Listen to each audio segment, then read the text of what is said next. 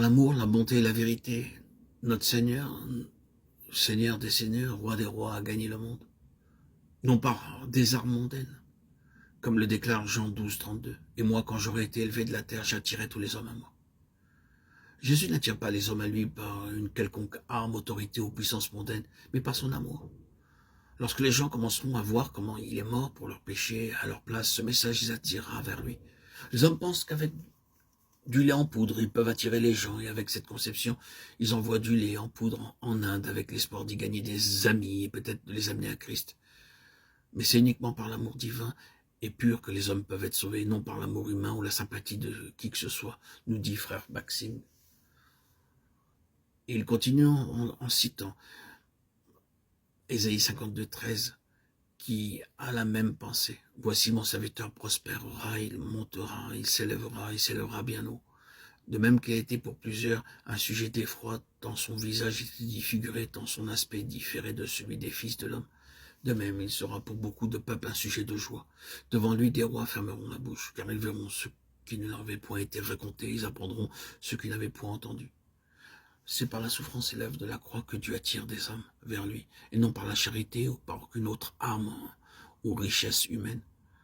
Plusieurs ont essayé de convertir les gens au christianisme par la force, la puissance, l'autorité ou par l'argent et la corruption, mais tous ont échoué. C'est pourquoi l'œuvre de Dieu souffre dans beaucoup de pays.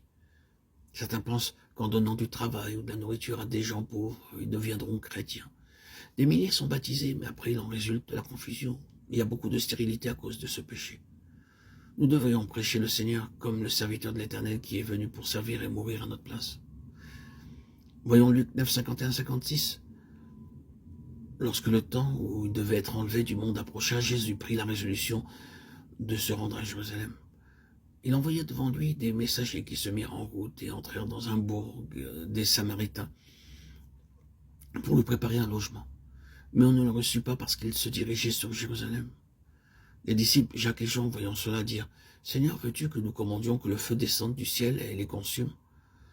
Jésus se tourna vers eux et les réprimanda, disant « Vous ne savez de quel esprit vous êtes animés, car le Fils de l'homme est venu, non pour perdre les âmes des hommes, mais pour le sauver. » Et ils allèrent dans un autre bourg. Ils disaient « Seigneur, ces hommes ont été bénis et guéris par toi tant de fois, et maintenant ils refusent de te donner un abri pour la nuit. Ils méritent d'être punis. Donne-nous la permission de faire descendre le feu du ciel. » Mais le Seigneur les reprit. Ainsi, nous voyons que par l'humilité et le service, notre Seigneur gagna des personnes partout, et non par des méthodes, la puissance et l'autorité humaine ou la richesse. Il n'attire pas les hommes à lui par une quelconque arme, autorité ou puissance mondaine, mais tout simplement par son amour.